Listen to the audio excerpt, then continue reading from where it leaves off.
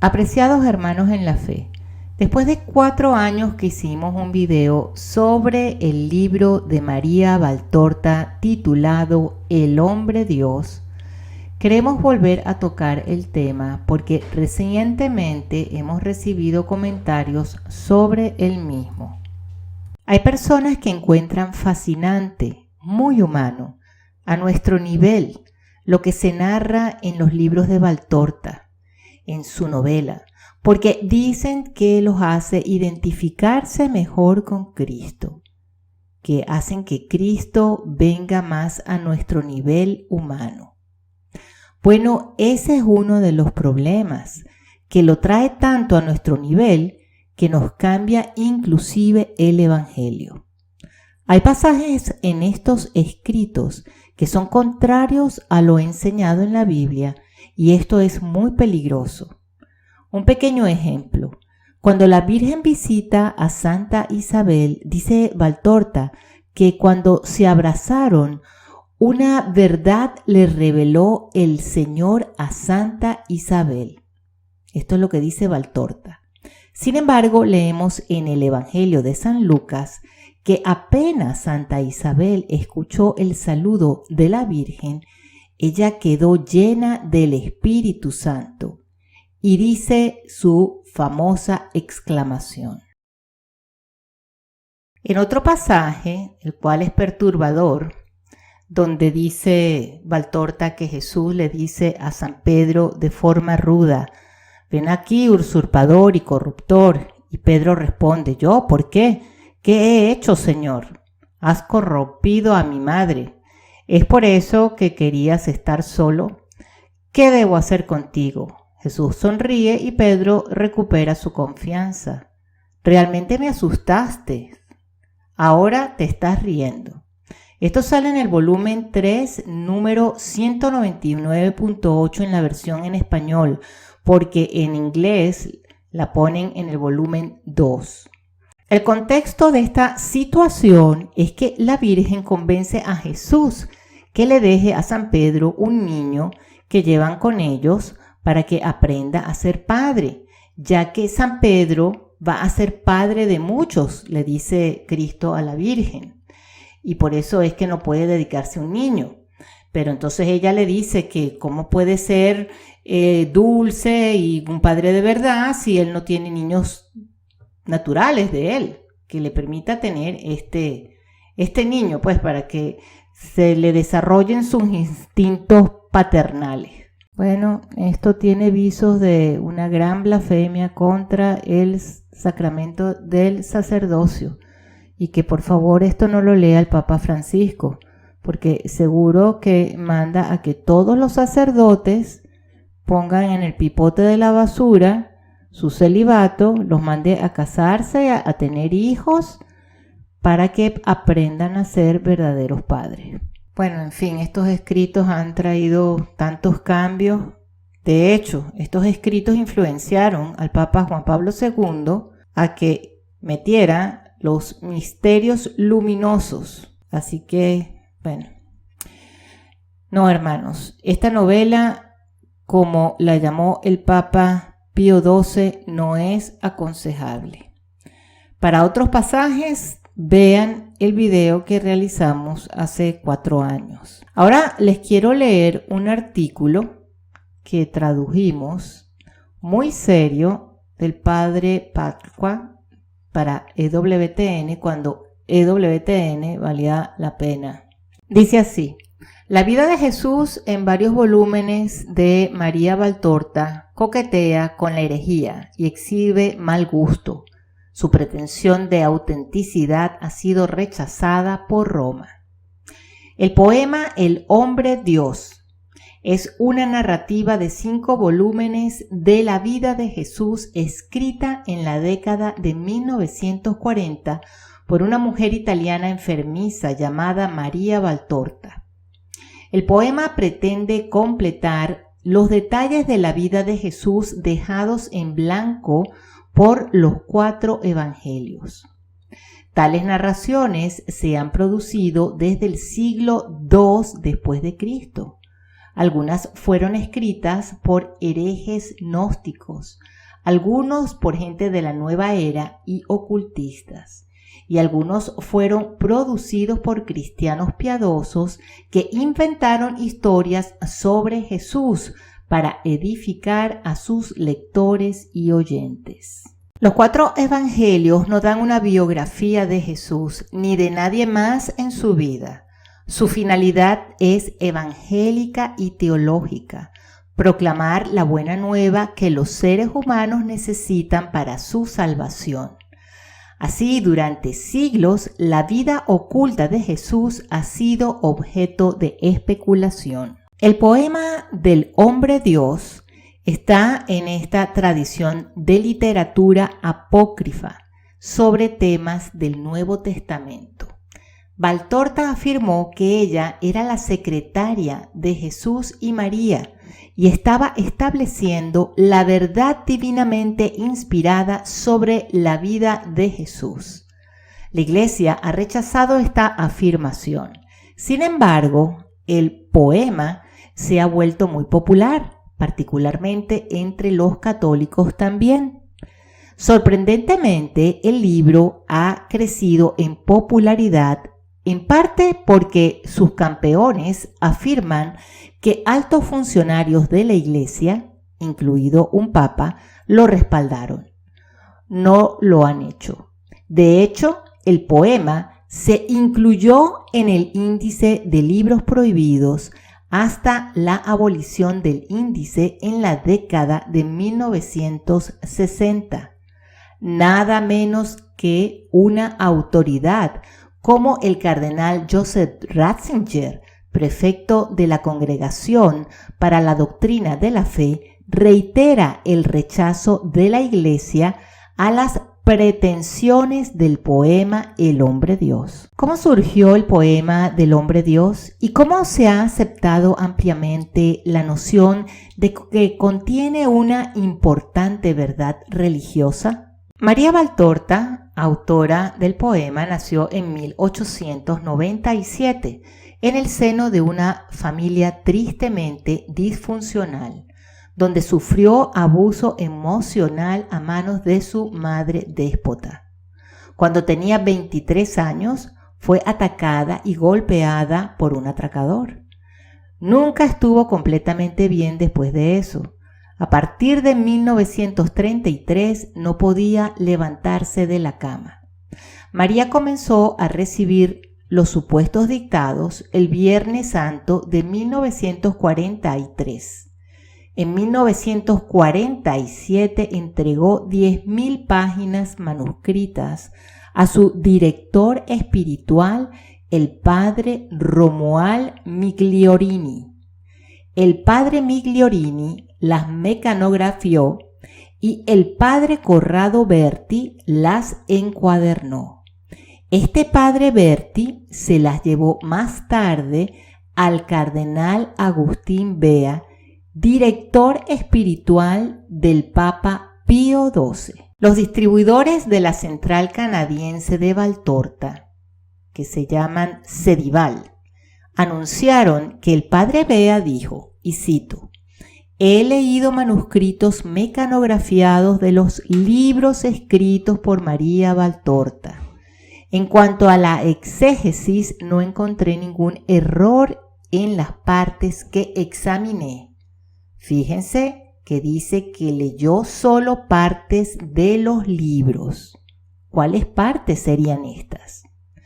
Luego, el 26 de febrero de 1948, los padres Migliorini, Berti y Sechin disfrutaron de una audiencia privada con el Papa Pío XII, como se indica en el diario de audiencias del Observatorio Romano. Más tarde, en la plaza de San Pedro, después de esta audiencia, el padre Berti escribió unas palabras que, según él, el Papa Pío dijo, y no fueron estas palabras impresas en el Observatorio Romano. Según él, dijo, Cito, publiquen esta obra tal como es, no hace falta opinar sobre su origen. Uno oye hablar de muchas visiones y revelaciones. No diré que todas son auténticas.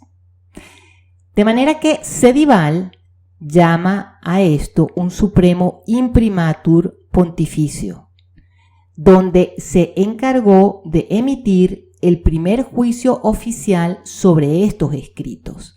Cedival pega esto dentro de la cubierta, aunque el editor no imprime un visto bueno. La razón no tiene ninguno. Confiado en la aprobación que supuestamente le dio el Papa al padre Berti, este lleva los libros a la imprenta vaticana. Sin embargo, en 1949, dos comisionados del Santo Oficio, Monseñor Giovanni Pepe y el padre Berruti, condenaron el poema, ordenando a Berti que entregara todas las copias y firmara un acuerdo de no publicarlo. El padre Berti devolvió los manuscritos a Valtorta y entregó solo sus versiones mecanografiadas. A pesar de su promesa firmada, en 1952, el padre Berti acudió a la editorial Emiliano Pisani. Aunque consciente de la oposición del Santo Oficio, Pisani imprimió el primer volumen en 1956 y un nuevo volumen cada año hasta 1959. Aquí queremos hacer un paréntesis sobre la traducción. Hay que recordar que los modernistas ya revoloteaban en esa época. Estamos a punto ya de entrar muy pronto al pontificado de Juan XXIII y al Segundo Concilio del Vaticano. Aún el Santo Oficio para esta época donde se está discutiendo la aprobación de este libro está respaldada por hombres realmente formados en la tradición. Continuamos con la traducción. Entonces dice, cuando apareció el volumen 4, el Santo Oficio examinó el poema y lo condenó, recomendando que se colocara en el índice de libros prohibidos el 16 de diciembre de 1959. El Papa Juan XXIII firmó el decreto y ordenó la publicación de este decreto.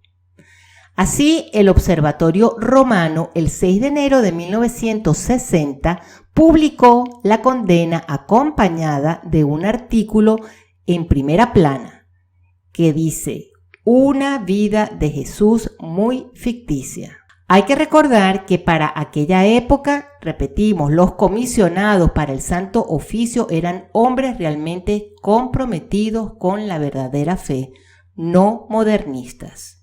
Y el Papa Juan XXIII lo que hacía era firmar los documentos. Bueno, el artículo se quejaba de que el poema infringía el derecho canónico, aunque tratan exclusivamente de temas religiosos. Estos volúmenes no tienen un imprimatur, que es requerido por el canon 1385, sección 1, número 2. Otra queja a la que aludían era que los largos discursos de Jesús y María contrastan marcadamente con los evangelistas, que retratan a Jesús como humilde, reservado. Sus discursos son magros, incisivos. La historia ficticia de Valtorta hace que Jesús suene como un charlatán, siempre listo para proclamarse Mesías e Hijo de Dios, o enseñar teología en términos modernos. La Santísima Madre habla como una propagandista de la teología mariana moderna. Otra queja es que algunos pasajes son bastante subidos de tono. Aquí nombran el baile inmodesto ante Pilato en el volumen 5, página 73. Hay muchos errores históricos, geográficos y de otro tipo. Hay errores teológicos, como cuando Jesús dice en el volumen 1, página 30, que la tentación de Eva consistió en despertar su carne, mientras la serpiente la acariciaba sensualmente, mientras que ella comenzó el pecado por sí misma. Ella lo llevó a cabo con su compañero. Solamente Sun Myung Moon y María Valtorta pueden afirmar que el primer pecado fue sexual, pero las escrituras no. En el volumen 1, página 7, curiosamente afirma que María puede ser llamada la segunda nacida del Padre. Su explicación limita el significado, evitando la evidencia de una herejía auténtica, pero no quita la impresión básica de que ella quiere construir una nueva mariología que simplemente va más allá de los límites de la propiedad. Otra declaración extraña e imprecisa hecha de María está en el volumen 4, página 240, y es que ella era segundo después de Pedro con respecto a la jerarquía eclesiástica. Nuestra Señora supera en santidad a San Pedro, pero no está en la jerarquía, y mucho menos en segundo lugar después de San Pedro. Además, María Valtorta no afirmó escribir una novela, sino que se llamó a sí misma secretaria de Jesús y María, por lo que en todas partes se lee las palabras Jesús dice o María dice.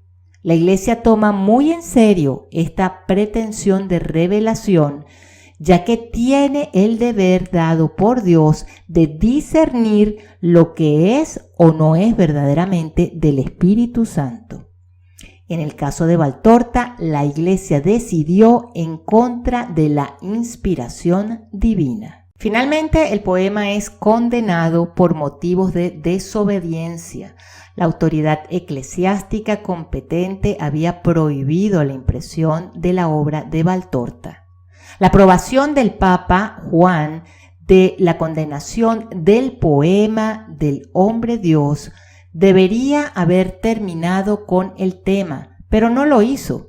Los editores imprimieron una segunda edición de 10 volúmenes que la Iglesia condenó en otro artículo de primera plana en el Observatorio Romano el 1 de diciembre de 1961.